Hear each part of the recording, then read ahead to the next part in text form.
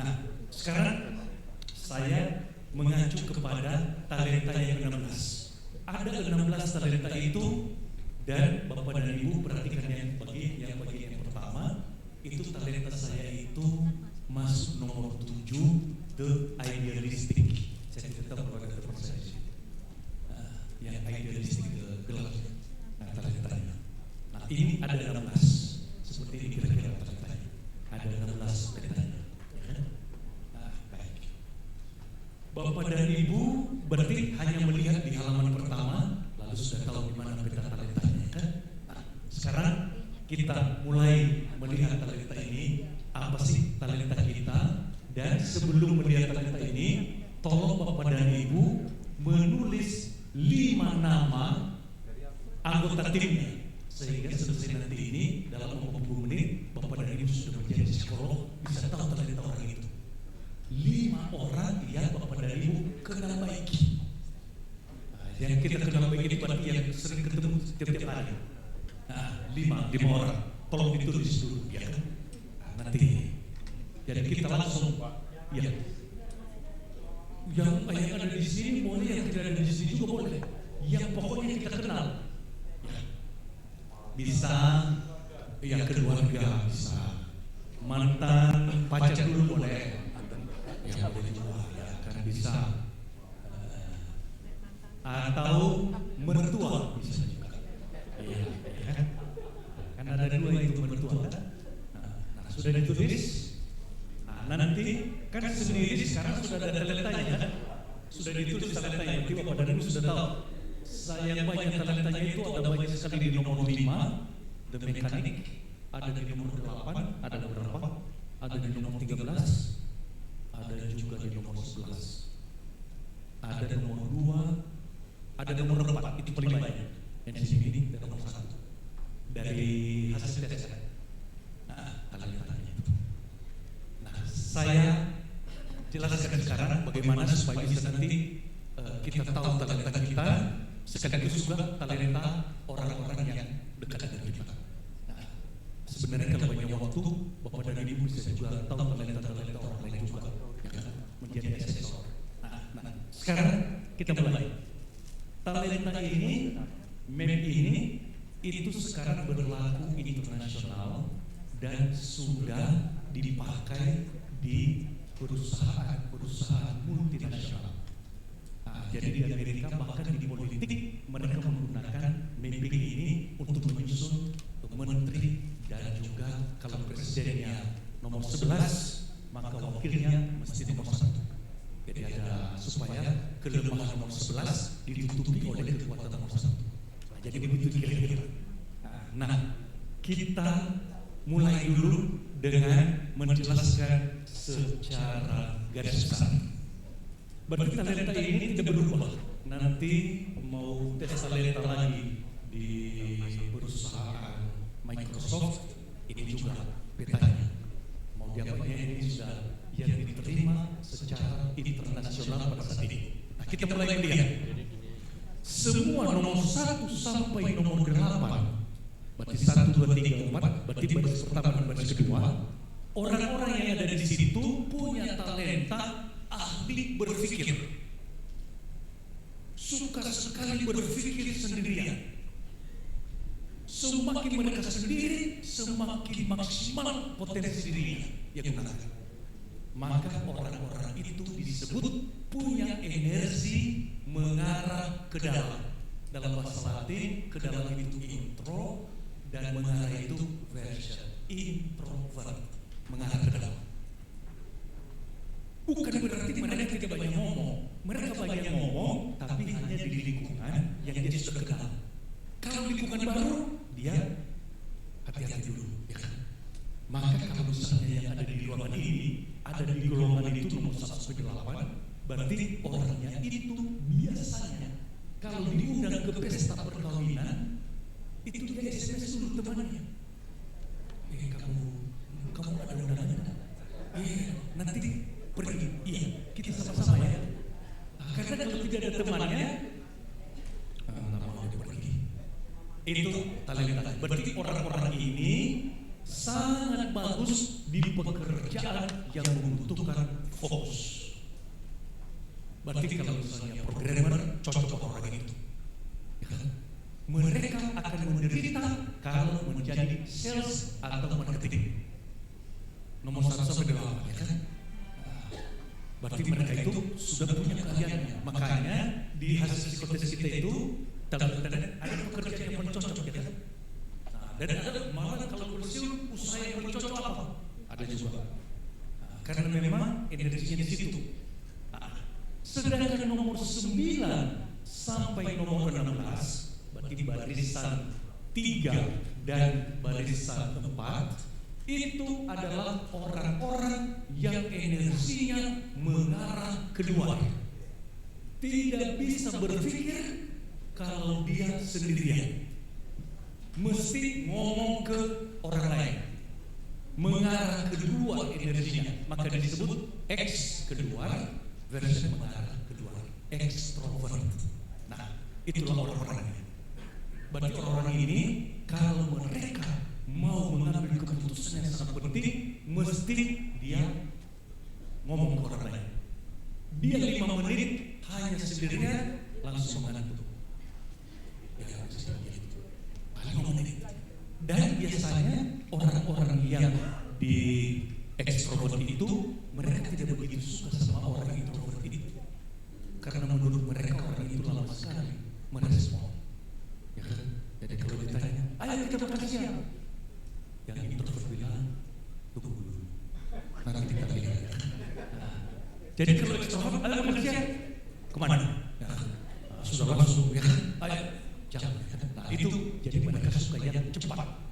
Maka orang-orang ini tidak cocok menjaga toko, bekerja sendiri, tetapi cocok sekali bekerja di komunikasi dengan orang. Itu kira-kira secara garis besar. Nah, tingkat introvert itu ada gradasi.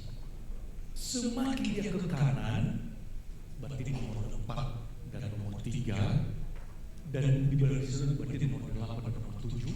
Semakin dia ke kanan, semakin introvert. Berarti yang paling introvert itu nomor 4 dan 8.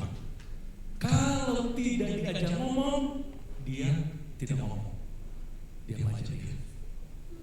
Tetapi kebanyakan orang itu adalah pengusaha. Dan memang itu gelar-gelarnya itu nomor 4 itu juga the most independent.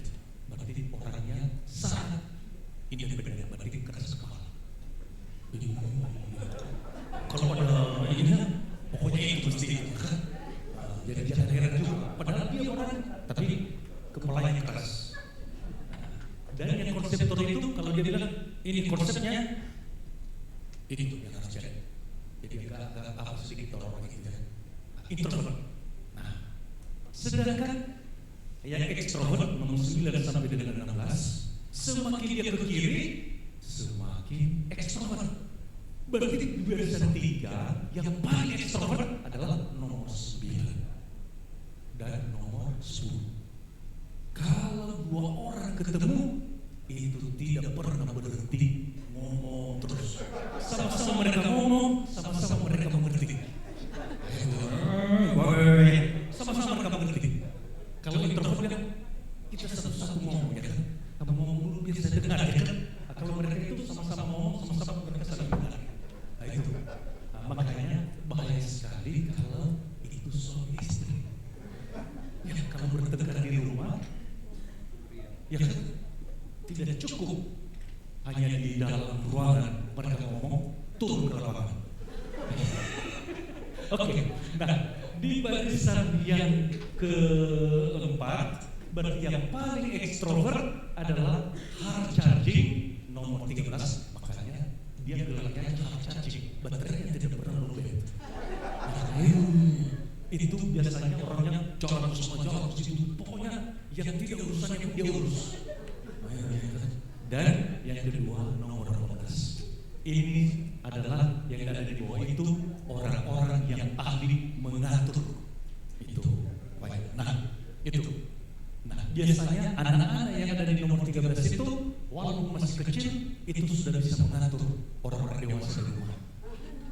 Ya itu hard charging itu. Anjing ya. Ada daya hard charging itu sih. Kalau tidak salah sih ada ya. Hard charging ini dia itu energinya besar sekali, banyak sekali, maka suka mengatur apa saja, termasuk uang di dalam dompetnya diatur-atur. 100.000, 50.000, ya kan? Diatur-atur sama dia. Nah, kalau ada yang seperti itu berarti pasti tidak usah lagi dites, pasti nomor 13. Nah, suka mengatur. Laki-laki perempuan suka mengatur. Itu kalau perempuan pun suaminya juga diatur. Lalu saya tanya sama profesor, bagaimana bisa tidak berkelahi? Katanya waktu pacaran mereka seleksi jam suaminya.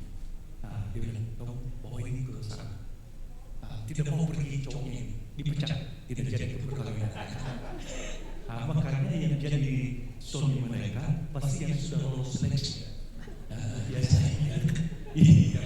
Makanya ada nanti perkumpulan suami-suami atau istri. Ada perkumpulannya ya kan. Jadi benar menurut bakat bawaan. Nah, baik. Sekarang sudah kita melihat keunggulan-keunggulannya. Sekarang saya berikan ada di bawah itu ada garis-garis itu yang ada di buku kita. Misalnya itu ada builder, ada arsitek, ada shopper, ada reinventor, ada harvester, dan ada operator, dan ada dreamer di atas itu ya kan. Nah itu maksudnya yang ada di buku kita itu yang warna-warna itulah yang ada di buku kita. Berarti itu di kolom ke bawah itu, kolom 1 dan kolom 2 itu adalah bagus di operator di buku kita, ya kan? Sedangkan kolom 3 dan kolom 4 itu adalah ahli untuk membuat dream, membicarakan masa depan, ya kan? Ya. Nanti saya jelaskan sedikit ya. Iya. Dan mereka itu biasanya yang kolom 3 dan kolom 4 itu mereka itu suka sekali menghayal kalau lagi di kamar mandi. Makanya lama mereka di kamar mandi, khususnya kolom 3. Lama di kamar mandi. Kan sudah melihat sekarang kita ada di mana kan? Ya coba dilihat diri sendiri benar enggak ya kan? Coba dilihat. Oke. Berarti sekarang saya beritahukan ciri-cirinya mulai dari sekarang barisan pertama dulu. Nomor 1 disebut the most responsible, nomor 2 the most loyal, nomor 3 perfectionist, nomor 4 the independent. Empat kotak itu mereka itu punya bakat bawaan, yaitu setia pada komitmen. Diberi tugas pasti selesai. Itu orang-orang itu. Selalu disiplin, tepat waktu, jujur, dan dia anggap semua kalau dia bekerja di sebuah perusahaan, dia anggap perusahaan itu miliknya, walaupun bukan miliknya. Nah, itu dia.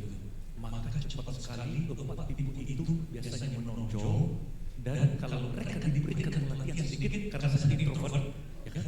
Diberi pelatihan sedikit, mereka itu adalah leader yang bagus. Berarti kalau mencari leader yang loyal, yang bertanggung jawab, yang disiplin, yang ambil di 1, 2, 3, 4. Itu kira-kira. Dijamin baik. Kalau mereka tidak selesai tugas di kantor, mereka membawa tugas itu ke rumah.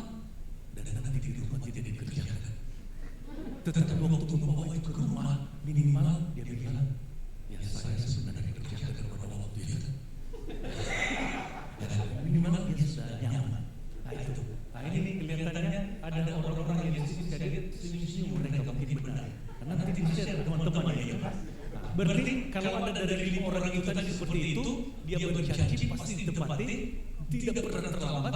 Dari anak kecil itu kalau terlambat orang tuanya yang mengantar ke sekolah, itu dia yang ribut. Ayo, nggak boleh terlambat ya.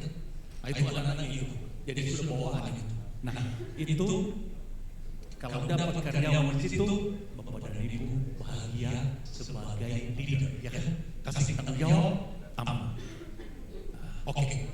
Yang barisan 2. Berarti barisan 2 berarti nomor 5, 6, 7, 8. Itu diberi gelar-gelarnya. The mechanic, the most artistic, the idealist. Ada saya di situ.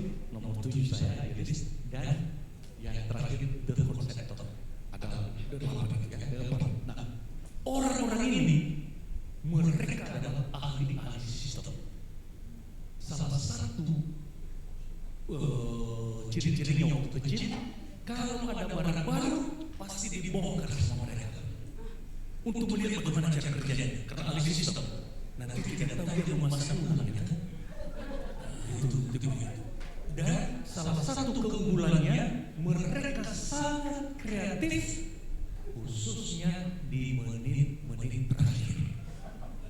Maka orang-orang yang ada di tipe itu, salah satu ciri-cirinya pasti suka sekali mengerjakan tugas-tugasnya di menit-menit terakhir.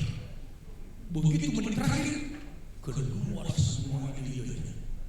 Nah, celakanya itu, ya kadang-kadang mereka menunggu itu ya, menunggu menit terakhir. Nah, berarti kalau ada tadi dari 5 orang itu yang suka mengerjakan tugasnya di menit-menit terakhir, berarti ada dia di kelompok itu. Lalu gelar-gelar itu tadi mekanik berarti ada mesin, suka sekali mesin, robot yang artistik berarti desain, lalu idealis ahli dalam ide-ide, mengamalkan ide. Jadi kalau nomor 7 itu, kalau rapat banyak sekali ide, ini kita buat begini. Tetapi sudah selesai itu, dia tidak melakukan apa-apa. Makanya kalau nomor 7 itu mulai ngomong waktu rapat, semua itu nomor 1 dan nomor 2, nomor 3 dan nomor 4, mereka melihat orang itu, karena nanti mereka yang mengerjakan. Iya. Oke, baik. Itu berarti ada juga tipe orang seperti itu, suka ngomong ya kan, banyak ngomongnya ini, tetapi nato saja ya kan. Oke. Nah, yang di bawahnya itu 9, 10, 11, 12 ini adalah ahli komunikasi. Bisa mereka mempengaruhi orang walaupun baru ketemu. Dan kalau bicara seolah-olah mereka sudah pernah mengalami di sana. Nah, makanya kalau mereka cerita sesuatu seolah-olah mereka saksi hidup, padahal mereka hanya cerita aja kan. Nah, jadi kalau datang ke kita, ini Pak Fidelis ini pasti istri Bapak senang ini beli. Jadi seolah-olah dia tahu kebutuhan kita ya. Sesudah kita beli nanti ternyata tidak cocok. Maka tipe nomor 9, 10, 11, 12 itu kalau misalnya jadikan sales atau marketing, itu penjualan naik. Karena makanya di sini di telepon, Pak boleh dikirim barangnya sore ini? Oh iya saya bisa. Padahal barangnya ada. Tapi bisa dulu. Baru nanti dia telepon nanti temannya semua. Pokoknya sore itu dikirim barangnya dia kan. Nah itu hebat. Tetapi kalau di barisan pertama 1, 2, 3, 4 itu kalau di telepon, Pak bisa dikirim enggak? Itu bisa dikirim barangnya hari ini. Dia cek dulu, mana sebentar dulu. Dia cek dulu barangnya enggak ada. Udah pindah orang itu kan. Nah, makanya jangan kasih orang di pekerjaannya posisi yang salah, ya kan? Karena dia bukan di situ kehebatan.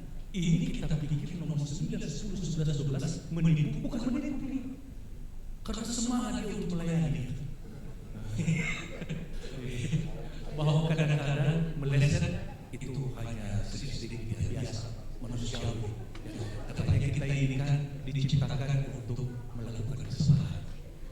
Makanya ada penghapus bisa dihapus lagi. Sekali seminggu pergi ke Romo Jelantik untuk minta pengampunan dosa. Baik itu ya. Nah, berarti ini harus kita tahu tipe-tipenya ini. Nah, yang nomor 9 dan 10, selain mereka ahli dalam komunikasi, mereka juga ahli mencicipi makanan. Nomor 9 dan 10. Berarti kalau dia punya perusahaan kafe, restoran, pasti akan ada jam-jam di jamnya. Dan dia sangat menikmati itu. Oke, oh iya, terima kasih. Ya, sudah masukkan yang betul-betul masukkan aja.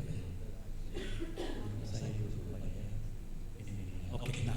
Kemudian yang terakhir nomor 13, 14, 15, 16 ini adalah ada panggilan jiwanya yang dikasih oleh Tuhan, yaitu ahli mengatur. Suka ngatur-ngatur orang, kalau tidak ada orang, barang-barang pun mereka atur. Maka kalau mau mencari yang menjaga gudang supaya gudang rapi, bersih, ambil orang-orang yang 13, 14, 15, 16. Jangan ambil nomor 7 menjaga gudang. Karena nanti nomor 7 hanya akan mengatakan itu kita rapi, nanti besok kita rapi, ya kan? Tetapi tidak pernah rapi, ya. Jadi nomor 7 itu cocok dia di strategik. Untuk apa? Tetapi dia tidak bisa melakukan, hanya dia mau ngomong aja. Makanya nomor 7 itu cocok mereka perusahaannya konsultan. Jadi sudah dia katakan kepada orang dia melaksanakan, lalu dia bilang lagi. Jadi itu keahlian nomor 7 juga kan. Makanya nomor 7 itu tidak ada satupun yang berhasil mengurus perusahaannya sendiri kecuali perusahaan konsultan. Jadi kalau dia punya pabrik itu kacau semuanya. Jadi tidak bisa. Oke, Bapak dan Ibu, berarti kita sudah melihat sekarang untuk menilai yang 5 orang itu tadi. Berarti lihat dulu apakah orang itu di barisan pertama dulu, ya. Kalau barisan pertama berarti diberi tugas pasti selesai. Barisan yang kedua suka menunda-nunda pekerjaan, ya. Barisan 3 ahli komunikasi ngomong, ya. Yang barisan keempat suka ngatur. Begitu caranya maksudnya. Jadi orang itu masuk di barisan berapa, ya kan? Sekarang kita tentukan orangnya di mana persis. Kita tentukan sekarang kolomnya. Kolom sekarang. Supaya bisa tahu kita dari yang 5 orang itu kan. Sudah bisa tahu sekarang kan yang tadi itu dia masuk di barisan pertama, barisan kedua, 3 atau 4, ya kan? Sekarang kolomnya saya beritahukan. Untuk kolomnya ini, kolom 1 itu ahli berpikir. Kuat sekali kalau berpikir. Maka orang-orang yang introvert itu, berarti yang nomor 1 dan nomor 5, ahli menganalisa. Karena dia tidak ngomong, ya kan? Sedangkan nomor 9 dan 13 itu dia menganalisa dan ngomong. Berarti ini ahli berdebat. Makanya kalau saja ada nomor 9 dan nomor 13, jangan sekali-kali aja debat. Pasti kita kalah, ya kan? Kecuali kalau kita di situ. Maka mereka ini paling cocok sebenarnya. Ya kalau misalnya yang baik-baik, ya, cocok mereka sebagai apa namanya ini? Bukan yang bagus dulu, Pak. Cocok mereka di pengacara, lawyer, pengacara itu bukan pengacara. Tetapi kalau mereka tidak ada kerja, mereka bisa menjadi prof. Atau sering juga menjadi korlap demo. Iya. Oke. Nah, berarti orang-orang ini orang-orang pemikir. Nah, yang kolom 2 berarti nomor 2, nomor 6, nomor 10 dan nomor 14 itu adalah orang-orang yang bagus sekali menonjol di perasaannya. Perasaannya sangat menonjol. Ya. Kalau anak-anak baru mau dimarahi aja, itu baru dia dengar suara sudah meleleh air matanya. Kalau sudah dewasa seperti kita ini, laki-laki perempuan, sukanya menonton film yang ada air matanya. Makanya biasanya sebelum mereka menonton, mereka siapkan tisu, siapkan sarung tangan, baru cari channel yang ada air matanya. Nanti dia kolom 1, dia lihat, kau bodoh sekali. Kau nanti saja gara-gara itu kan hanya film, udah matikan aja. Dimatikan sama kolom 1, yang kolom 2 mengatakan benar-benar orang ini darahnya perasaan. Dan sering di dalam perusahaan Bapak Ibu kolom satu itu ngomong tidak ada maksud melukai hati, kolom dua itu tersinggung sendiri. Lalu nanti dia juga bilang, ayo kita buka-bukaan. Sesudah buka-bukaan, akhirnya sakit hati juga.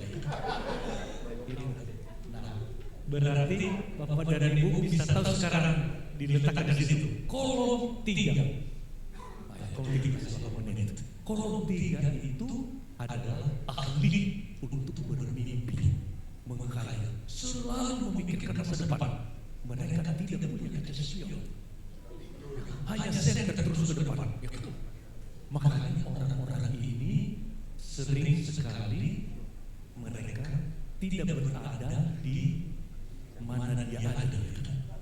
Nah, jadi kadang-kadang badannya di sini, tapi sudah dia jalan-jalan di pantai.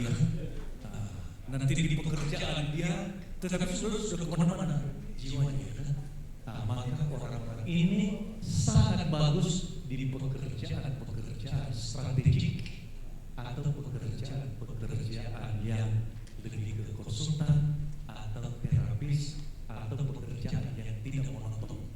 Itu perusahaan mereka sana. Nah, karena itu khususnya nomor 11 itu memberi harapan kepada umat manusia. Makanya dibilangnya the most optimistic. Karena menurut dia kalau orang bisa mendarat di bulan, kita pun bisa mendarat di bulan. Berarti dia adalah motivator kalau ada di perusahaan kita. Nah, di mana ada kesusahan, mereka hadir di situ untuk memberikan harapan. Nah, ini kelihatannya cocok. Sebenarnya mereka itu orang dan berbahagialah kalau kalian miskin, karena nanti kalian memilih kerajaan Allah. Ini orang ini. Jadi tidak butuh sarapan. Sedangkan kolom terakhir 4, 8, 12 dan 16 itu adalah orang-orang visioner yang selalu berpikir jauh ke depan dan mereka melihat yang mungkin 25 tahun, 100 tahun, 500 tahun belum terjadi sekarang. Itulah yang dikatakan orang-orang futuristik, dan orang-orang ini menderita seumur hidupnya. Mengapa? Karena mereka sudah melihat, tetapi orang lain tidak yakin. Kau menghayal aja. Ya. Jadi susah mereka meyakinkan, tetapi rata-rata orang itu mereka lah yang membuat terobosan-terobosan, dan baru nanti jadi usahanya itu tahu-tahu dia sudah meninggal.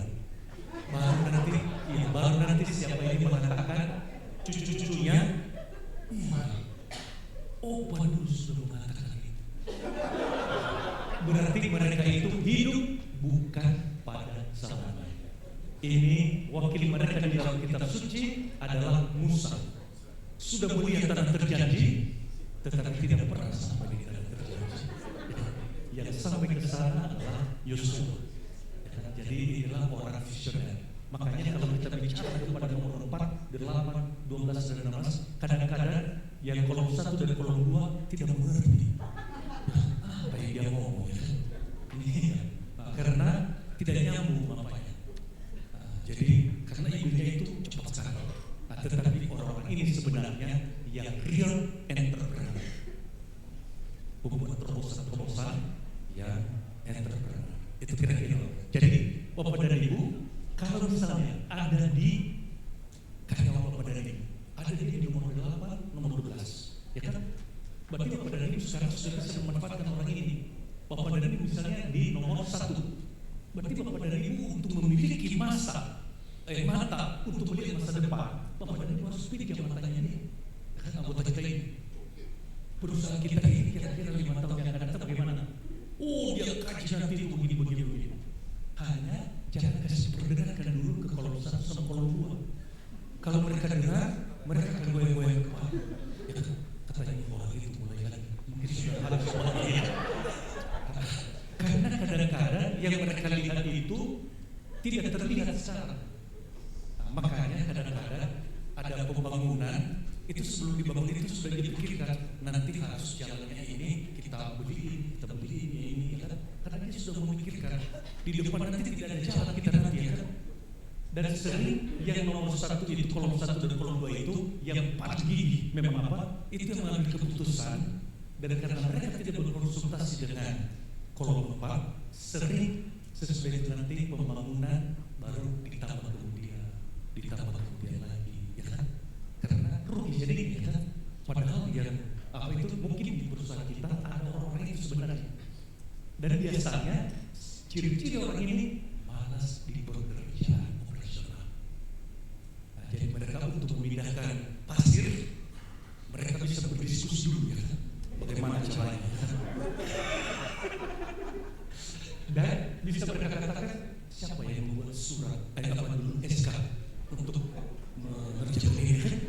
Nah, itu. Dan biasanya orang ini selesai mereka membuat SK, mereka menganggap permasalahan selesai. Nah, itu juga terlalu konsep itu maksudnya. Nah, mengapa ini diciptakan oleh Tuhan? Itu pertanyaan sekarang. Ternyata kita ini diciptakan oleh Tuhan mempunyai misi masing-masing. Dan misi itu di mana ada kekuatan kita, di situ juga ada kelemahan. Berarti supaya kita membutuhkan satu sama lain. Ada pertanyaan, lalu siapa yang paling cocok menjadi pemimpin? Semua ini cocok menjadi pemimpin. Hanya harus seorang pemimpin itu dia tahu saya punya kelemahan di sini, anggota saya ini punya kekuatan di situ. Maka dia kalau ada menghadapi tantangannya di mana dia kelemahannya, misalnya orang introvert, dia kan susah menghadapi orang yang datang minta-minta, ya kan? Khususnya nanti kalau hari raya Natal, ya kan? Atau 17 Agustus, kan datang itu nanti udah bawa proposal, ya kan? Nah, itu orang introvert itu pada takut semua itu, ya kan? Itu bagaimana nanti apa mau saya bilang, ya kan? Suruh nomor 9, nomor 10, ya kan? Oh, itu nanti menghadapi dia, mau satu hari kita mau ngomong, oke. Nanti dia bilang kami juga butuh dana. Ayo kita sama-sama aja, ya kan? Kami ikut juga, ya kan? Akhirnya orang itu pergi sendiri, gitu, ya. Bahaya juga orang ini, ya kan? Dia malah menunggangi kita, ya kan? Nah, itu kira-kira berarti Bapak dan Ibu, semua orang ini yang disebut di dalam kitab suci, semua orang mempunyai panggilan jiwa. Nah, secara khusus saya memberitahukan hari ini, nomor 3, hanya 3% penduduk dunia, the most perfectionist, itu mempunyai kemampuan paranormal. Dan itu pasti turunan Sinse. Iya, pasti diturunannya ada. Karena bisa mereka menyembuhkan, bisa melihat masa depan. Jadi itu yang dikatakan sekarang orang-orang itu adalah indigo. Nah, itu indigo. Tetapi harus tanya kepada Romo Lukman. Tetapi ada Romo Lukman yang muda sekarang yang tua sudah mungkin apa? Itu untuk memeriksa apa indigonya dia. Nah, karena ada kasus ada satu suster dari Sibolga itu setiap dia pegang yang kadang-kadang orang terjepit saraf, setiap dipegang itu sakit sekali, sesudah itu sembuh. Rupanya tangannya itu mempunyai aliran listrik. Jadi kalau dia saraf-saraf itu ikut. Jadi lewat di lift mati karena ada listriknya, ya kan? Nah, jadi akhirnya suster-suster komunitasnya mengatakan ini pasti kekuatan si jahat. Nah, jadi mau dikeluarkan suster karena mulai dia mengobati juga dia, ya kan? Nah, ini tidak panggilan. Sebelum dia dikeluarkan dibawalah ke Romo Lukman. Waktu itu masih sehat sekali Romo Lukman yang di Jakarta yang suka penyembuhan.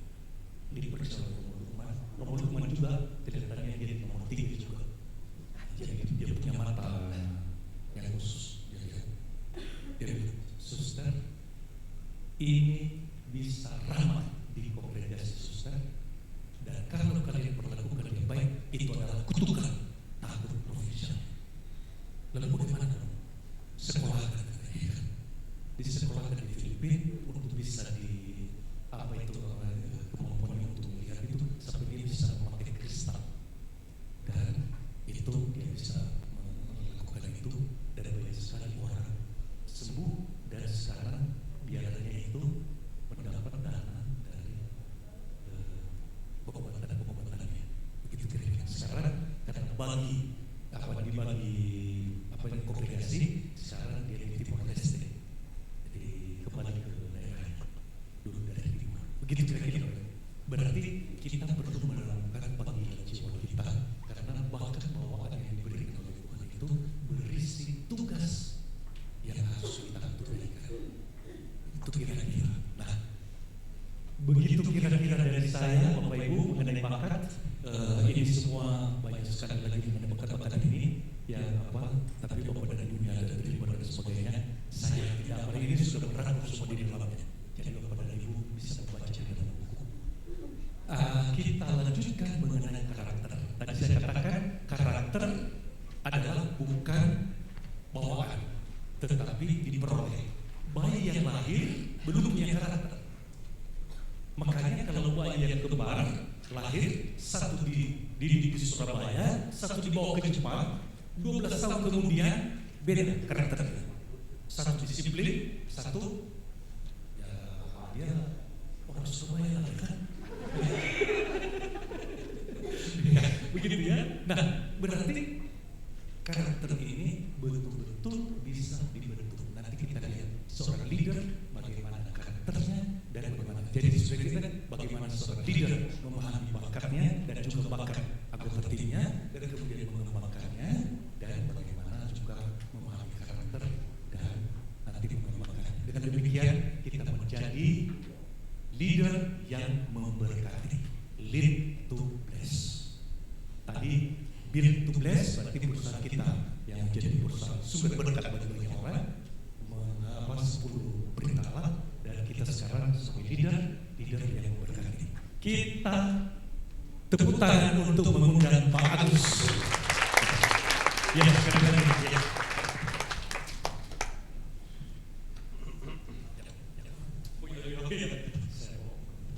Oke, selamat sore Bapak Ibu. Ya, oke, tolong sambung file.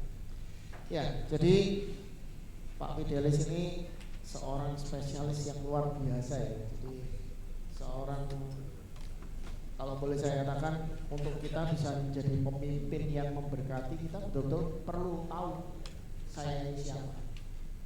Banyak pemimpin, pengusaha, profesional kesulitan memimpin orang lain karena sebenarnya dirinya sendiri siapa saja tidak tahu.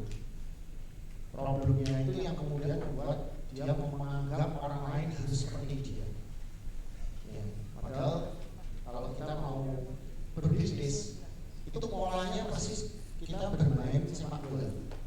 Jadi masing-masing harus dengan tugas dan kemampuan yang berbeda-beda. Itu baru bisa membangun tim yang sukses. Jadi bukan single fighter. Kalau Anda single fighter, Anda akan menjadi seorang profesional sendiri. Ya, buka praktek sendiri, Anda buka seperti jadi dokter, Anda menjadi profesional yang tunggal jalan sendiri. Tapi kalau kita berbicara berbisnis, maka kita bentuk tim. Ya, jadi potongan yang pertama adalah berbicara menjadi pemahaman tentang talentanya. Karena talenta itu sesuatu yang dibawa, diberikan Tuhan karunia. Ya. Nah, kalau talenta berbicara head, ini sekarang berbicara tentang hatinya seorang pemimpin. Ya. Karakter itu adalah hatinya seorang pemimpin.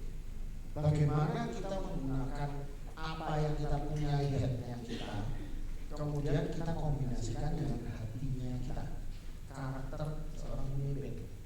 Nah, John Maxwell, salah satu guru ya, yang mengajarkan tentang kepemimpinan, itu memberikan sebuah pandangan bahwa talent is a gift but character is a choice.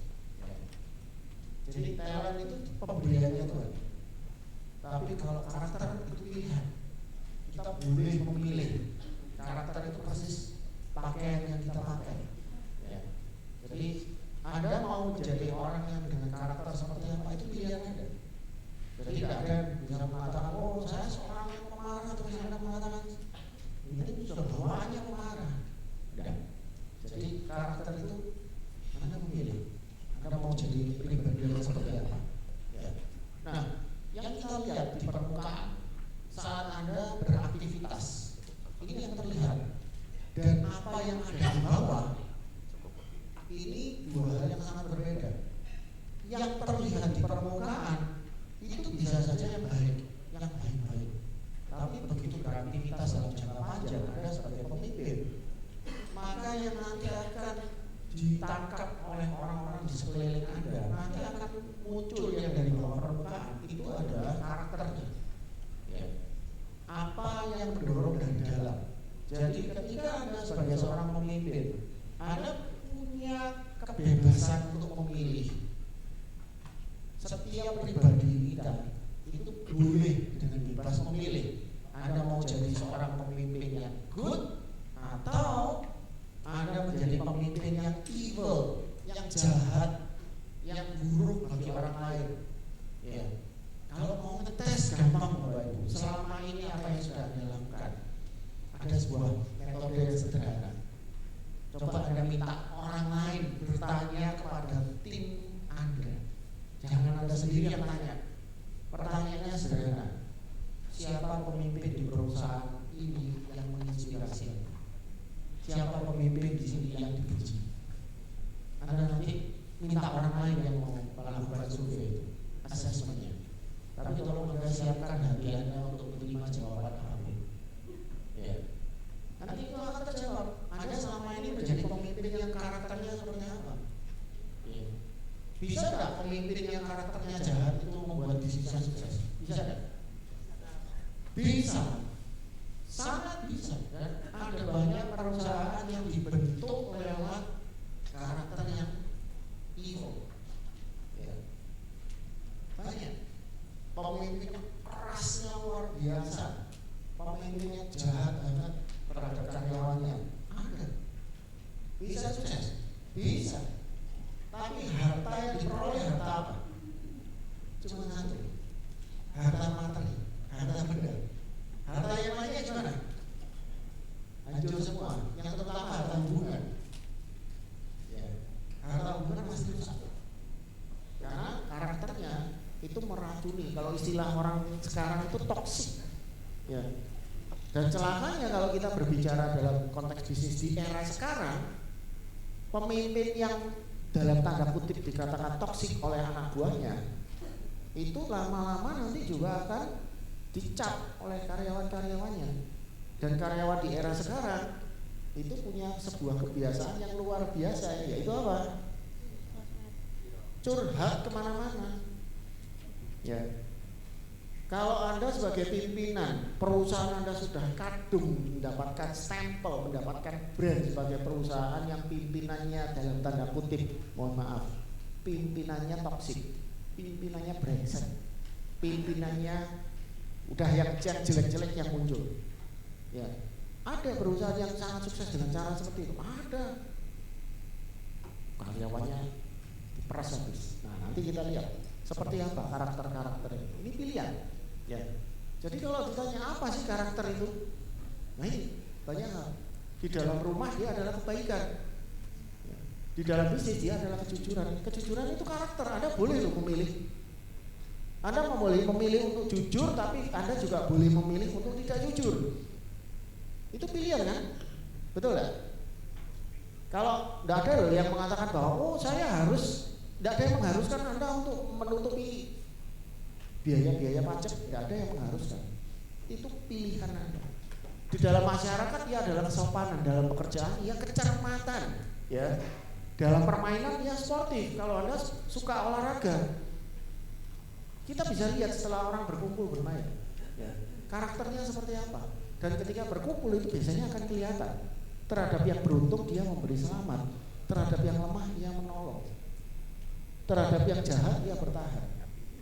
Saya ingat waktu ada hal yang menarik. Waktu ibu saya, mama saya memfilter istri saya, ya, mau melihat karakternya. Mama saya itu bela-belain pergi keluar kota, ada acara kumpul bersama. Mama saya memberitahu saya, kamu kalau mau lihat karakternya orang, kamu tinggal ada momen yang kamu tinggal menginap. Kalau bisa lebih dari 1 malam, itu nanti karakter kelihatan semua. Jadi kalau yang kita lihat nanti apa?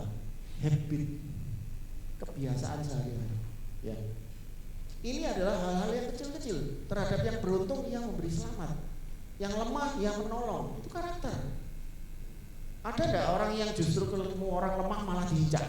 Ada nggak? Ada. Ketemu karyawan yang sedang membutuhkan pertolongan, saudara minggirin aja, diinjak habis aja. Ada yang seperti itu. Terhadap yang kuat ia percaya, terhadap yang menyesal ia memaafkan. Ya, dan terhadap Tuhan ia menghormati dan mengasihi. Ini karakter. Nah, nanti kita akan belajar karakter yang paling ideal, karakter seperti apa. Nah, ada dua hal yang memproses, membentuk karakter seseorang. Basicnya itu apa? Ya. Yang pertama adalah perilaku kecil, hal-hal kecil, sederhana. Ya. Pak Heru yang ownernya Dapur Solo itu, kalau ke toilet, ya saya di info itu bersihin kloset itu setelah pakai diambil isi di itu hal kecil, nggak ada yang melihat. Jadi di luar orang tahu itu dilakukan. Ya. Nah, perilaku kecil itu kemudian membentuk yang berikutnya adalah perilaku yang sehari-hari. Anda sehari-hari seperti apa? Di kantor Anda bagaimana? Apakah Anda ramah terhadap orang di kantor? Apakah Anda keras sekali terhadap karyawan-karyawan Anda? Ya. Nah, ini yang terbentuk, karakter itu akan nanti terlihat di situ. Dan itu nanti kemudian menjadi kebiasaan. Kebiasaan nanti akan menjadi sifat. Nah, baru kemudian yang paling bawah ini, kalau namanya sudah membentuk menjadi karakter, ada yang mengatakan karakter tidak bisa dirubah. Bisa, ya. Karakter itu bisa dirubah. Karena ini ibaratnya seperti pakaian. Anda boleh memilih. Ya. Nah, sebagai pemimpin ada 7 karakter yang Anda perlu pahami. Ya. Sorry.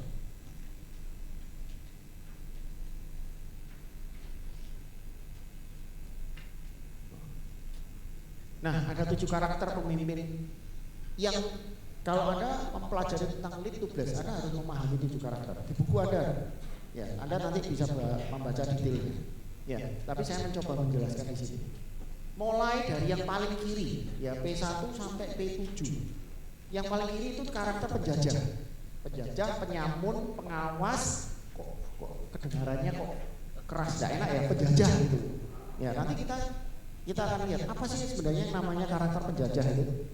Penjajah, penyamun, pengawas, petani. Nah, ya, Anda kalau perhatiin garis yang ada di tengah, petani itu adalah garis tengahnya karakter. Ya, jadi yang kalau mungkin boleh orang mengatakan yang kiri itu karakter yang negatif, yang kanan ini yang makin positif. Tengah itu petani, kemudian penggembala, pelayan, dan parent. Ya, sebagai orang tua. Kita lihat satu persatu ya. Apa yang dinamakan dengan karakter penjajah? Ya. Anda cocokkan dengan diri Anda, cara Anda memimpin, cara Anda bekerja sama dengan orang lain, dengan karyawan Anda. Coba Anda cocokkan. Namanya penjajah. Fokusnya apa kalau namanya penjajah? Dia fokus memakan habis-habisan namanya sumber daya. Paham ya? Namanya penjajah itu kan merampok ya. Mengambil semua yang ada. Ya, bahkan yang tidak ada pun kalau bisa diambil. Itu penjajah. Ya, menarik kebebasannya orang. Ya, membelenggu kebebasannya orang. Jadi fokusnya terhadap sumber daya manusia menekankan pada kewajiban. Fokusnya cuma itu. Jadi namanya menjajah. Pokok kamu kewajibannya apa? Ya. Hak yang diberikan sangat minim, bahkan karyawan terhadap tim nggak peduli. Pokok saya sudah bayar kamu. Mindsetnya kadang kamu saya bayar, kamu sudah harus jadi budak saya. Ini yang paling ekstrim. Ya kamu bekerja untuk saya apapun. Kalau perlu kamu pagi sampai tengah malam kerja. Ya, ini karakter penjajah. Karena penjajah apa? Menyerap habis. Ya, Indonesia dijajah cukup lama, 350 tahun. Ya. Haknya minimal, fokusnya hasil kerja. Kalau tidak ada hasil, langsung marah langsung. Atau langsung mengambil tindakan yang sangat keras. Ini adalah karakter penjajah. Fokusnya ke sana. Ya. Nah, kemudian instruksinya apa? Dari atas ke bawah. Jadi polanya top down. Kalau manajemen ya perintah dari atas. Pokok kamu ikut perintah saya. bawahan mau berbicara apa? Didengarkan nggak? No. Ya. Nah, di sini yang paling ekstrim berlaku hukum yang pertama, bos selalu benar. Pernah dengar ini? Ya. Hukum yang kedua, jika bos salah, kembali ke hukum pertama. Ya udah, seperti itu. Ya. Top down. Apresiasi tidak ada. Ya, jadi tidak ada apresiasi. Apresiasinya dalam bentuk apa? Ya sudah, pokoknya kamu sudah saya bayar, kamu sudah saya gaji.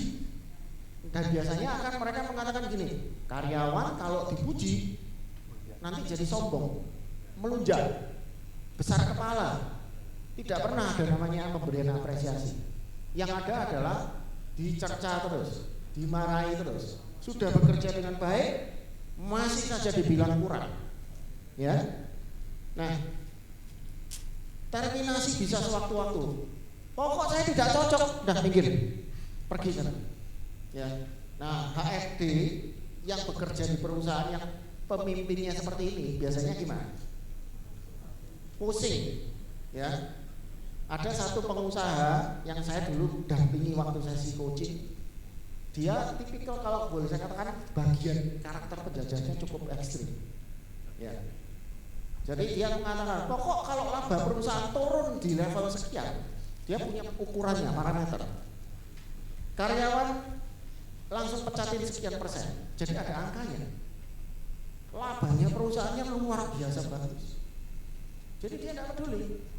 Karyawan kerjanya mau sudah lama atau dia berprestasi atau tidak, dia tidak peduli. Pokok angka rasio dia lihat, laba saya begitu menyentuh angka sekian persen, omset agak turun, kepala HRD-nya sudah pusing kepala. Untuk apa? Pecatin orang. Nanti setelah itu rekrut lagi. Ya. Nah, di perusahaannya itu tangan besinya luar biasa. Ya.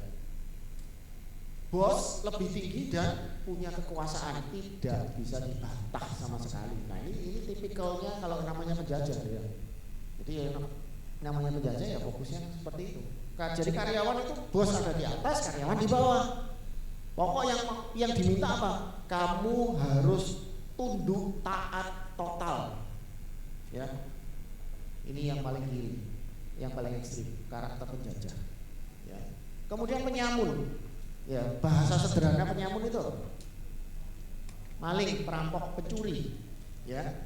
Jadi kalau penjajah itu peras habis. Tapi kalau penyamun lihat ada peluang dia akan ambil.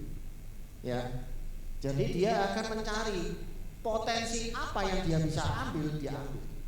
Tapi kalau penjajah tidak peduli, tidak punya potensi apapun, serap habis. Ya. Kalau ini masih sedikit lebih lunak, tapi dia juga membuat orang lain tidak akan suka. Punya hak normatif untuk karyawan diberikan. Ya.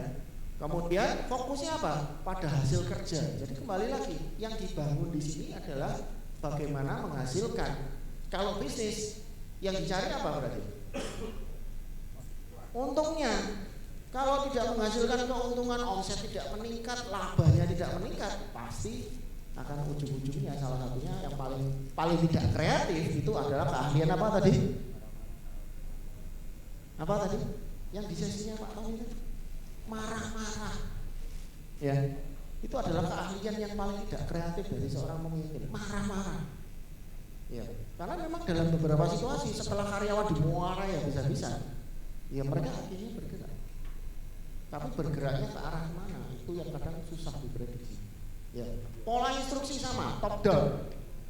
Tapi mulai melihat ada kelompok yang bisa dipercaya untuk partisipasi. Apresiasi mulai diberikan. Ada bentuk-bentuk penghargaan tertentu. Biasanya apresiasinya dalam bentuk insentif. Jadi masih sifatnya itu transaksional.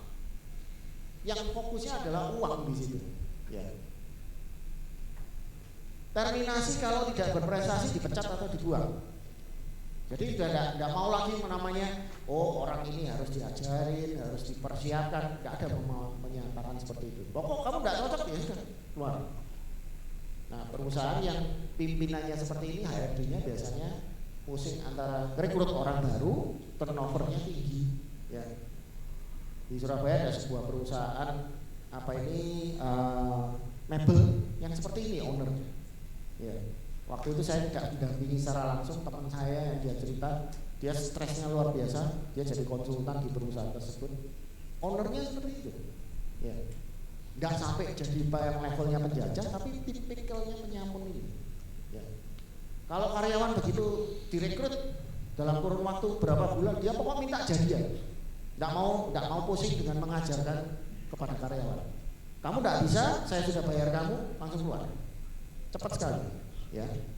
Bos adalah pemilik kekuasaan dan pembuat aturan.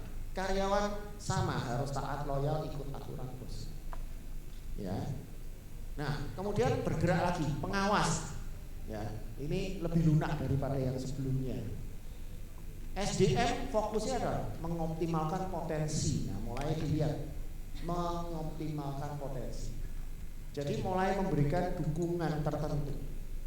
Kemampuan dari karyawan mulai diakui, potensinya diakui dan berusaha untuk dibangkiti lebih jauh.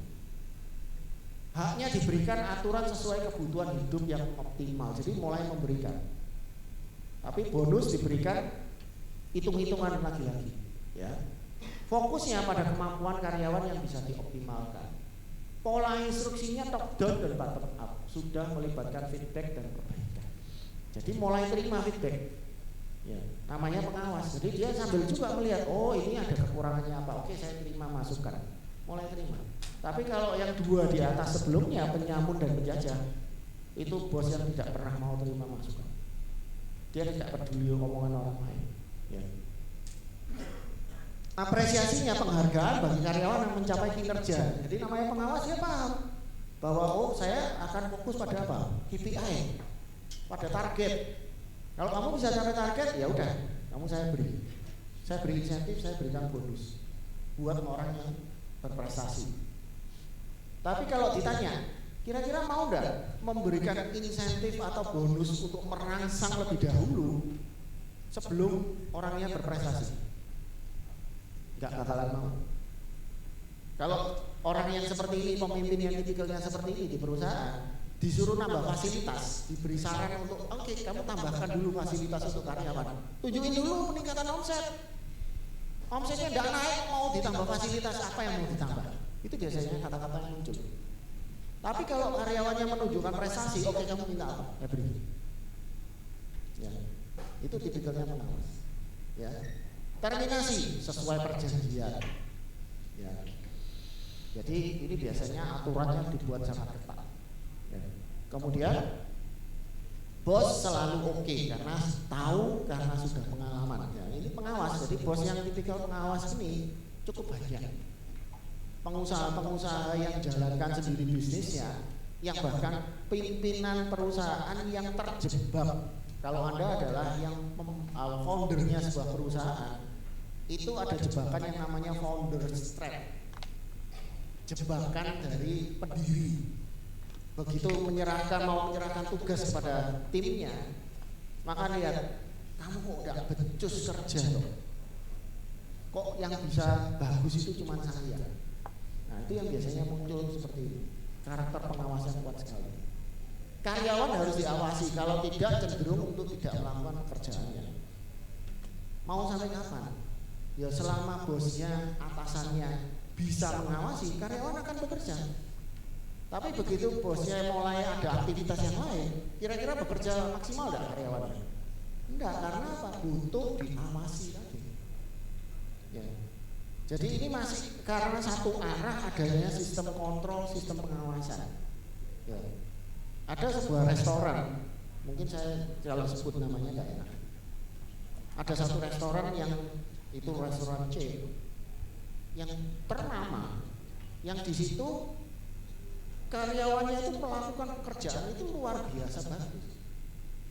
Jadi layanannya juga bagus. Saya sempat ketemu dengan konsultannya dan waktu itu karena di grup mapan kami juga meminta untuk didampingi untuk membuatkan sistem service excellent. Saya kemudian mengatakan menyebut brand restoran itu. Kalau saya kepingin mapan seperti di sana gimana? Bisa nggak? Oh bisa, gampang itu. Caranya gampang. Beli CCTV yang banyak. Kemudian siapkan orang untuk melototin CCTV. Dan di restoran itu, Anda kalau diam lebih dari 5 menit kena SP. Ya. Jadi di CCTV itu dipelototin, dan yang melototin CCTV itu sampai kantor cabang yang di luar negeri. Cabang manapun itu ada remote CCTV sampai yang di luar negeri, di headquarter. Sistemnya sampai seperti itu. Jadi sistem kontrolnya ketat sekali. Nah, turnovernya tinggi. Tapi memang di situ perusahaan ini memberikan hasil kompensasi benefitnya itu luar biasa. Fasilitas yang diberikan juga luar biasa. Cuman ya itu, orang mau bekerja di sana itu tempo hari sempat anak saya tertarik untuk mau belajar, mau kerja di sini. Sempat tanya-tanya sama orang yang sudah bekerja di sini. Masukannya cuma satu, kamu yakin loh anak saya namanya Cincin? Cincin, kamu yakin mau kerja di sini? Mau magang di sini? Kenapa emang? Wah, kerasnya luar biasa. Keras itu dalam artian nggak ada namanya orang diam gitu. Nggak boleh sama sekali. Begitu Anda diam, Anda dianggap sudah tidak menjalankan SOP dan siap-siap keluar SP. Gitu. Oke, itu karakter pengawas. Nah, sampai garis titik tadi ya ada 7 karakter: penjajah, penyambut, pengawas. Nah, karakter yang keempat ini yang di tengah, petani. Setelah itu karakter yang positif yang kita tuju. Nah, jadi kalau kita ingin tahu orang itu yang sesungguhnya itu seperti apa karakter, pemimpin itu karakter yang sesungguhnya seperti apa, berikan kekuatan, berikan jabatan, itu nanti akan nampak yang sesungguhnya karakternya. Ya. Pernah waktu itu di grupnya kami ada satu orang yang diangkat jabatannya dari seorang supervisor, katakanlah kapten, diangkat untuk menjadi pimpinan outlet. Nah, begitu diangkat jadi pimpinan outlet, diletakkan di outlet salah satu cabang kami, wah jadi arogan terhadap karyawan yang lain. Dia minta, pokok saya setiap hari beliin susu. Ya, dia jadi semena-mena. Nah, itu yang membuat kita bisa melihat. Makanya kalau orang diberi kekuatan, diberi jabatan, jabatan itu kekuatan. Ya, karakter masih kelihatan. Anda ini sesungguhnya seperti apa? Kalau Anda berada di dalam organisasi atau Anda pelayanan, terus Anda diberi jabatan, itu nanti kelihatan karakter Anda sesungguhnya seperti apa. Orang yang karakternya lemah lembut, rendah hati, Anda diberi jabatan pun ya tetap akan seperti itu, bahkan menjadi lebih rendah hati. Tapi kalau natural karakter yang sesungguhnya, yang di bawah tadi, gunung es yang di bawah tadi, karakternya sebenarnya adalah karakter yang negatif, dan itu diberi kesempatan karena dikasih peluang untuk mendapatkan kekuasaan, ini akan nampak di permukaan, berubah. Ya ini yang dikatakan oleh Abraham Lincoln. If you want to test a man's character, give him power. Ya. Kalau tadi Pak Fidelis menjelaskan talenta hubungannya dengan karakter seperti apa, sebelum saya masuk ke karakter yang positif, ya. Bapak Ibu bayangkan begini. Ini talenta itu adalah seperti anak tangga. Jadi kita kalau mau sukses, untuk naik mendaki tangga sukses, ini naiknya pakai talenta atau karakter? Pakai talenta. Tapi untuk membuat Anda bertahan di atas, Anda pakai karakter. Jadi kalau diibaratkan, anak tangga ini talenta. Jadi setiap anak tangga yang Anda punya, talenta yang Anda punya dan Anda pakai dengan optimal, itu akan membuatmu naik. Talenta membawamu naik. Tapi coba bayangin, kalau tangga ini tingginya sudah sampai di atas, saya butuh apa supaya saya tidak jatuh? Tangga ini seandainya naik terus sampai ke atas langit tatap ini, apa yang saya butuhkan supaya saya tidak jatuh? pegangan, handrail, betul? Kalau saya tidak punya pegangan dan tidak berpegangan pada pegangan ini, saya lepas gitu aja. Begitu makin tinggi, anginnya makin besar. Ya, bisnis itu seperti itu. Semakin tinggi bisnis yang Anda mau tuju, Anda membutuhkan talenta makin banyak. Anda harus belajar kompetensi yang makin banyak. Cara Anda memimpin juga sangat berbeda. Nah, begitu Anda membawa ini naik terus ke atas, Anda kuasain talentanya makin lama makin hebat. Ya. Tapi ingat, Anda harus berpegang pada karakter.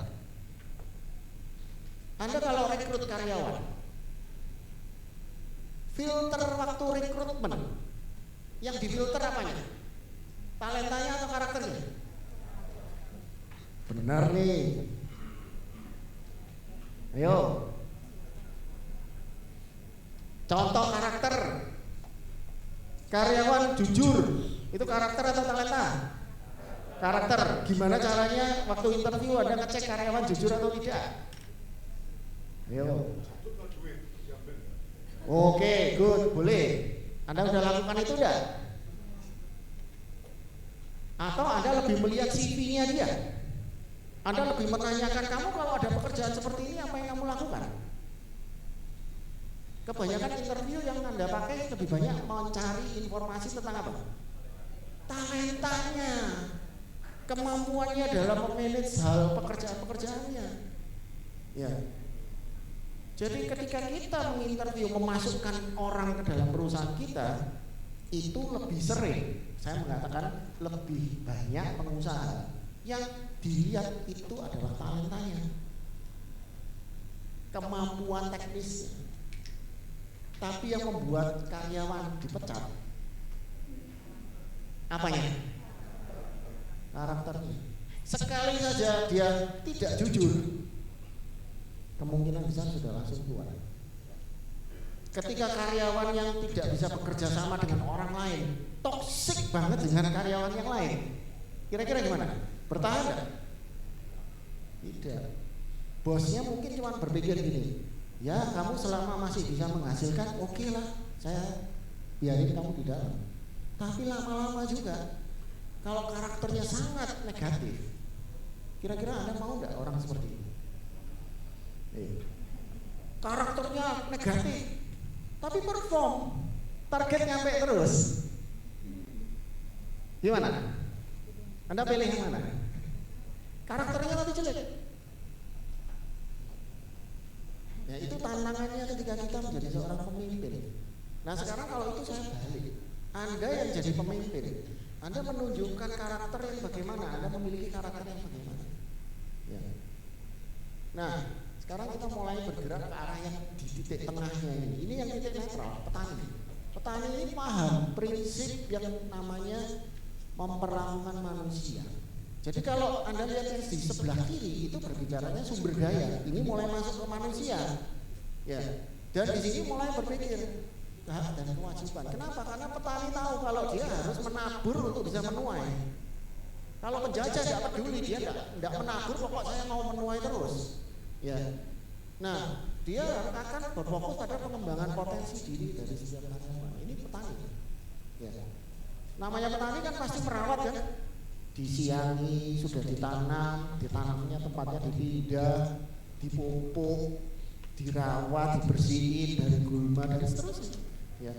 Pola instruksi seimbang, ada dialog, ada diajak diskusi, ya, apresiasi seimbang antara tanggung jawab dan penghargaan. Kemudian kalau mau determinasi diberi beberapa kali kesempatan. Selama tidak yang ekstrim banget akan dibimbing dulu. Kalau tidak cocok sudah diajarin berulang kali, ya akhirnya dipersiapkan untuk tetap determinasi. Bos dan karyawan sama-sama bertumbuh. Nah, ini mulai berpikir, petani itu mulai berpikir bahwa yang harus bertumbuh itu bukan cuma saya, tapi karyawan bertumbuh, saya juga harus bertumbuh. Ya. Karyawan perlu bertumbuh dan berkembang. Kalau salah ditegur, dibimbing. Kalau yang sebelah kiri di atas ini sampai P1 sampai P3, tidak ada namanya membimbing. Udah tidak perlu membimbing. Nggak cocok, tendang jauh-jauh keluar dari perusahaan saya. Ya. kamu cuma numpang hidup di perusahaan. Oke? Nah, bergerak ke kanan, penggembala. Apa itu karakter penggembala? Manusia itu adalah sumber daya manusia, itu adalah subjek yang perlu dibimbing dan dikembangkan. Benar-benar berfokus pada sumber daya manusia. Ya. Hak diberikan hak untuk bertumbuh dan berkembang. Nah, biasanya akan terlihat di mana? Kalau ini adalah dalam bentuk sebuah perusahaan, berapa besar budget yang Anda curahkan dalam perusahaan Anda untuk pengembangan sumber daya manusia? Dalam bentuk apa? Training, mentoring, coaching, ya, fasilitas untuk pengembangan karyawan. Nah, itu akan bisa terlihat. Saya menilai bagaimana sebuah perusahaan dijalankan dengan prinsip ini atau tidak mudah. Saya lihat bagaimana pengeluaran bulanan budget. Berapa besar budget training yang diberikan untuk karyawan? Berapa besar budget untuk memberikan fasilitas, sistem kompensasi benefitnya, itu akan kelihatan semua. Nah, fokusnya apa? Pertumbuhan potensi karyawan. Pengusaha yang karakter penggembala itu sadar, pemimpinnya ini sadar bahwa untuk masa depan panjang pertumbuhan bisnis, saya harus mempersiapkan orang, bukan lagi cuma menarik orang dari luar terus-menerus. Ya. Pola instruksinya apa? Sangat menekankan partisipasi. Kalau yang tadi itu top down, dari atas ke bawah. Tapi sekarang ketika makin bergeser ke kanan, makin membuat mendengarkan apa yang aspirasi dari bawah ke atas. Bottom up-nya mulai dijalankan. Apresiasi bukan hanya materi, tapi juga sisi yang non materi, emosionalnya, spiritualnya. Ya. Anda mengizinkan karyawan Anda untuk ikut camp ini tidak? Ya. Kalau dibilang ngikutin camp ini bisa meningkatkan omset perusahaan enggak? Bisa. Tapi lebih banyak yang meningkat harta apa? Bagi si orang yang ikut. Harta jiwa, 6 harta yang lain. Ya. Di grupnya Mapan kami membuat camp karyawan yang baru masuk, yang kira-kira pokok sudah sign agreement untuk karyawan tetap. Kami buatin camp. Sekali ngadain camp, kami keluarin budget ratusan juta. Untuk apa? Untuk ngajarin kalau mau sukses seperti apa. Dengan sebuah risiko. Kalau karyawan ini sekian bulan kemudian keluar, maka uang yang kami keluarin di situ sia-sia. Ya. Dan itu kami lakukan terus, sudah jalan berapa tahun, sudah tidak tahu berapa batch. Ya. Kami tempo hari sempat pakai beberapa kali di Sasana Krida di Jogja. Bikin camp namanya Hello Mapan. Jadi yang diajarin apa? Kamu jadi karyawan kalau mau sukses harus bagaimana? Prinsipnya seperti apa? Apakah itu berarti langsung meningkatkan omsetnya perusahaan? No. Tapi kami menyadari bahwa ini adalah manusia yang kita perlu gembalakan. Ya. Apresiasi, terminasi diupayakan sampai pensiun. Kalau memang orangnya mau berproses terus. Ya. Bos, saya bertanggung jawab atas kenyamanan dan kesejahteraan karyawan. Nah, ini mulai memikirkan. Ya. Jadi aspek-aspek kesejahteraan karyawan dipikirkan. Kemudian karyawan diizinkan berkontribusi bersama bos yang menuntun. Jadi mulai dengerin aspirasinya karyawan seperti apa, itu didengar dan diberikan dukungan. Ya. Nah, kemudian pelayan. Sebelum ini saya detailkan. Namanya pelayan. Kalau pemimpinnya adalah pelayan, berarti kira-kira tugasnya pelayan ini ngapain dong terhadap karyawannya di bawahnya? Apa? Mengayomi, melayani. Ya, kira-kira apa? Realitanya apa nanti? Ayo. Berarti atasan loh yang harus justru melayani yang di bawah.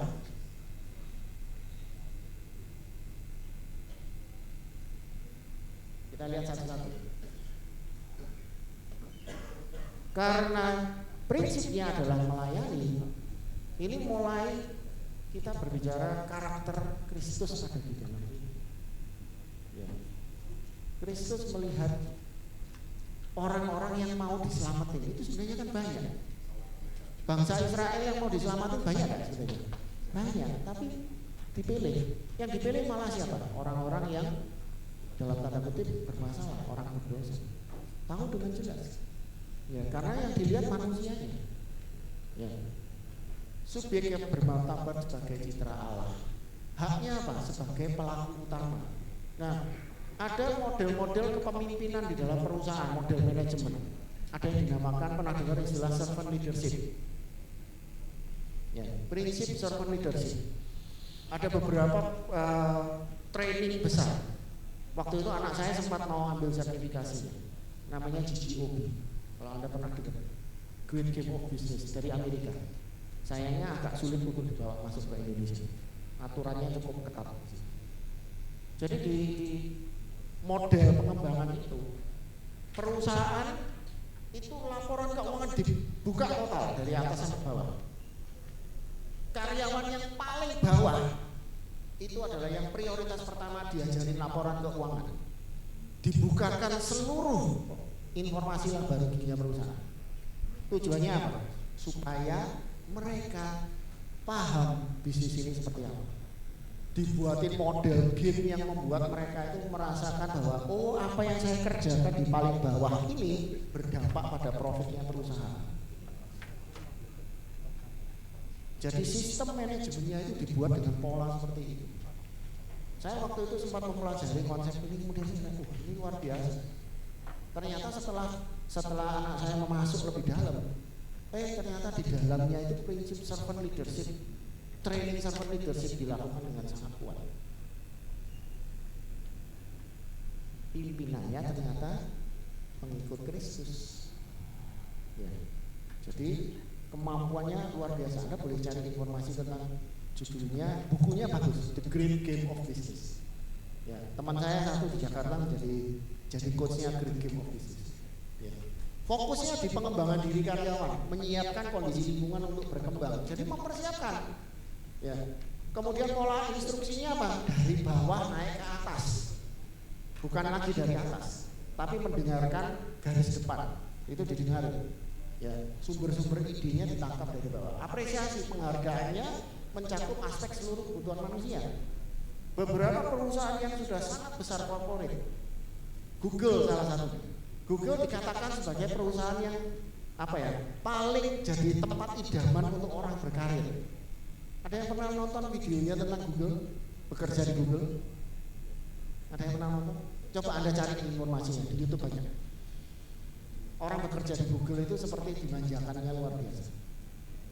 Ya, di situ kantinnya itu chef hotel berbintang, makan, tempat bermain, wah luar biasa.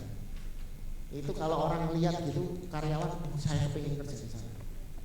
Jadi betul-betul dipersiapkan penghargaan, apresiasi itu sangat-sangat tinggi. Terminasi bisa sampai beberapa tahun setelah pensiun. Selama orang ini bisa mengikuti catch up dengan perkembangannya perusahaan, dia akan bisa dapetin itu. Bosnya selalu mendengar, belajar memahami, membantu agar karyawan kompeten dan dipercayai. Anda lihat yang ada di sini. Bosnya yang mengupgrade diri nomor 1, Bapak Ibu. Kalau Anda mau menjadi seorang pemimpin yang pelayan, berarti Anda adalah orang yang harus nomor 1 paling punya kemampuan. Bukan berarti Anda harus serba bisa semua, tapi berarti Anda harus mengupgrade diri terus, belajar menjadi pemimpin yang lebih baik. Ya. Kalau Anda misalkan meminta karyawan Anda belajar, tapi Anda sendiri tidak belajar, tidak bisa. Anda berarti bukan tipe pemimpin yang punya karakter pelayan. Karyawan melakukan tugasnya sebagai aktualisasi diri, sebagai tugas mulia panggilan. Nah, yang paling akhir adalah parent. Parent ini seperti apa? Ya. Jadi SDM itu anggota keluarga, seperti anak sendiri. Apakah berarti kalau anak sendiri salah dibiarin? No. Salahnya harus diberikan teguran, kalau perlu diberikan hukuman. Tapi tujuannya adalah untuk kebaikan dan membuat dituntun habis itu. Yang membedakan ketika seorang parent dengan yang sebelumnya ini adalah ada keseimbangan. Ya. Namanya parent itu berpikirnya jangka panjang, Tuhan. Ya. haknya karyawan sebagai anggota keluarga. Menerapkan prinsip ini tidak mudah kalau di dalam sebuah perusahaan.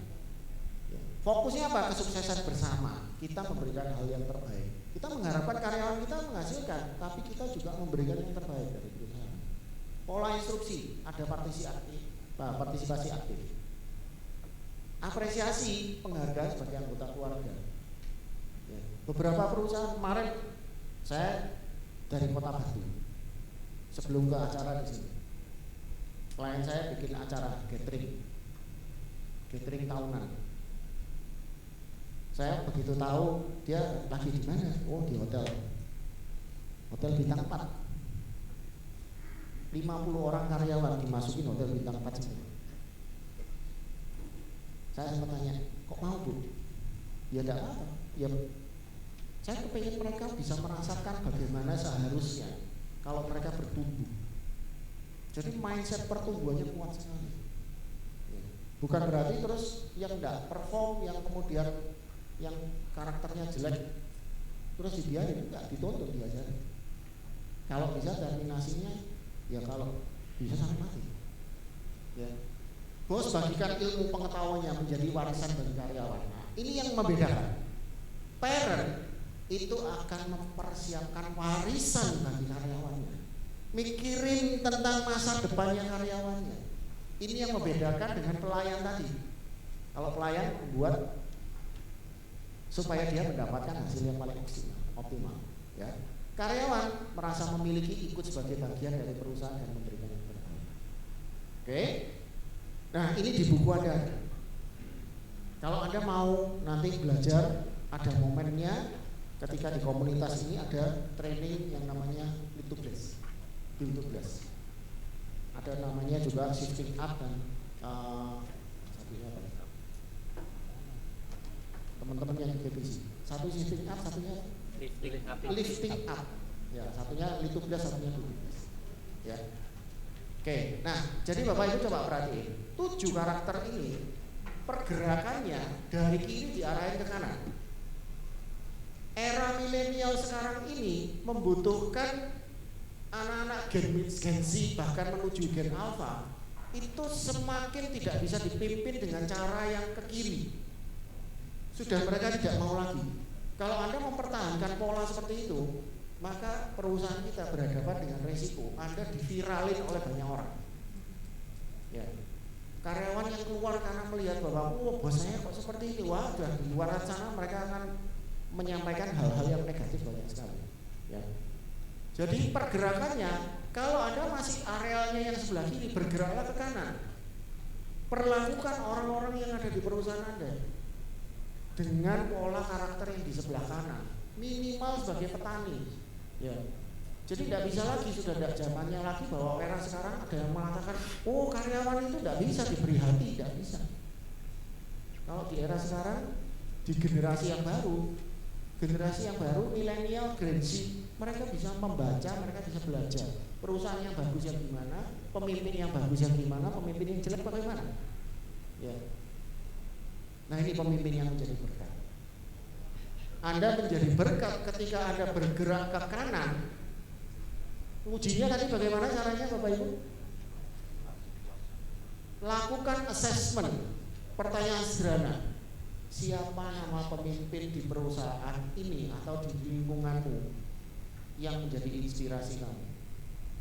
Kalau jawabannya di situ muncul nama Anda, berarti Anda makin ke kanan. Ya.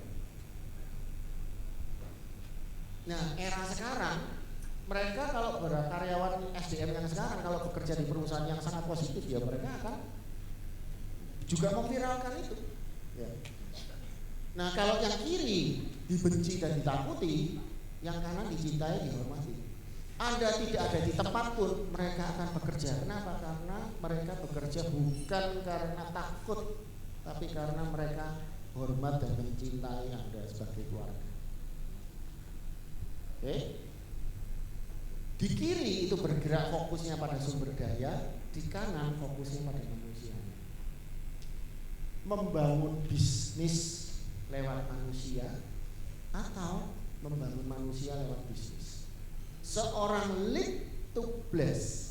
Pemimpin yang lead to bless adalah pemimpin yang membangun manusia menggunakan bisnis.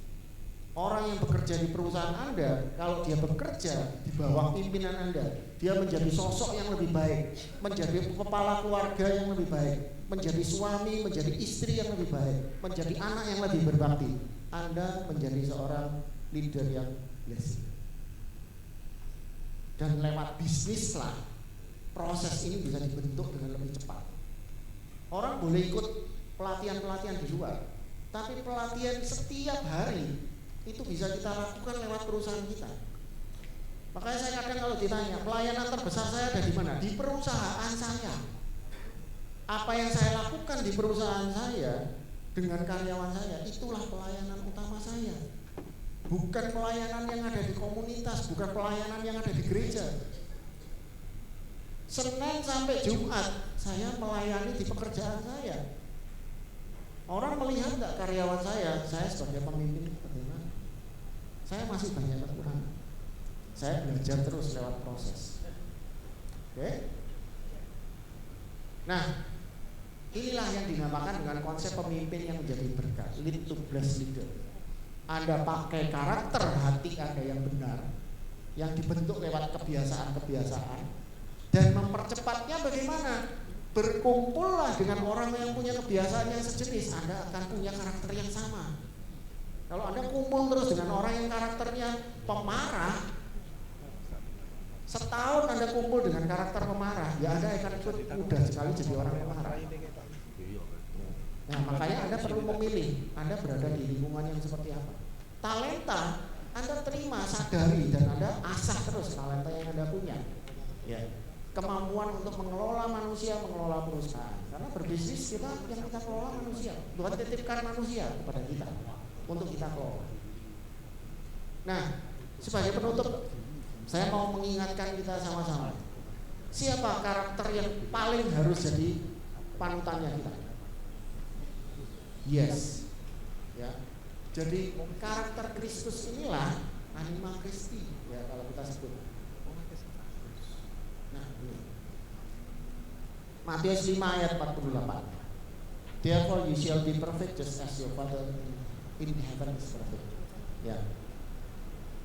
Jadilah sempurna seperti Bapamu sempurna. Dan Bapa memiliki seorang putra, Yesus. Tuhan Yesus itu menjadi contoh karakter yang jelas sekali dan kelihatan jelas, bisa kita tiru. Oke?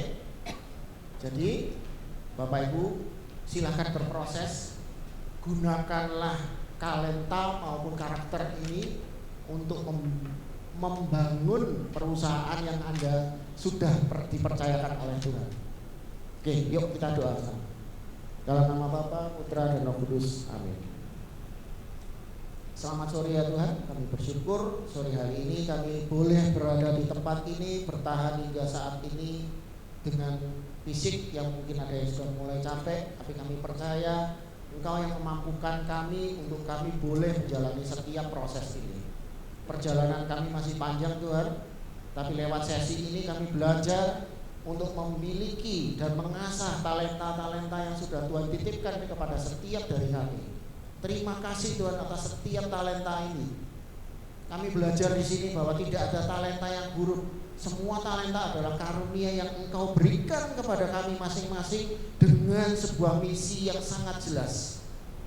Tugas kami hari ini Tuhan adalah memahami misi tersebut dan menjalankan misi tersebut sesuai dengan rancangan-Mu. Karena kami sadar Engkau memberikan rancangan damai sejahtera untuk kehidupan keluarga kami, untuk kehidupan karyawan-karyawan yang telah Kau titipkan kepada kami. Terima kasih Tuhan, kami mau memproses diri kami sendiri, kami mau berkomitmen untuk membuat karakter kami menjadi karakter yang makin serupa dengan karakter Kristus sendiri. Kami tahu ini tidak mudah Tuhan, tapi bersama-Mu kami percaya semuanya ini akan bisa terwujud. Terima kasih Tuhan untuk penyertaan-Mu hingga sore hari ini. Kami mau melanjutkan sesi demi sesi. Kami mohon penyertaan-Mu untuk setiap langkah kami. Kemuliaan kepada Bapa dan Putra dan Roh Kudus seperti pada permulaan, sekarang, selalu, dan sepanjang segala abad. Amin. Dalam nama Bapa, Putra dan Roh Kudus. Amin. Terima kasih Pak Agus dan Pak Fidelis yang sudah membawakan sesi ketiga ini. Gimana Bapak Ibu? Keren? Bagus? Banyak yang didapat? Banyak ya. Oke, Bapak Ibu kita akan istirahat, akan check in ya. Nanti kunci kamarnya bisa diambil di fasilitator. Kita istirahat dulu, terus kembali lagi ke tempat ini pukul 18.15 itu dinernya udah disiapkan Bapak Ibu ya, di depan. Jadi setelah masuk kamar mungkin mandi, mungkin istirahat sejenak, bisa langsung turun untuk dinner. Ya. Jadi langsung kita kasih waktunya 18.15 sudah bisa mulai dinner, di depan sudah disiapkan. Kemudian nanti sesi keempat akan mulai 18.55. Ya, bisa networking, bisa ngobrol-ngobrol, bisa diskusi lagi antar kelompok, juga bisa dilanjutkan saat makan malam. Ya. Terima kasih Bapak Ibu, silakan istirahat. Barangnya dibawa semua karena kemungkinan akan diputar ya. di rolling. Oh, enggak di rolling ya. Barangnya dibawa atau boleh ditinggal? Boleh ditinggal. Lo dibawa aja biar aman ya, Aman, Bapak ya, Ibu. betul. Barang-barangnya dibawa aja. Oke, terima kasih Bapak Ibu. Kita ketemu lagi 18.55. Selamat istirahat.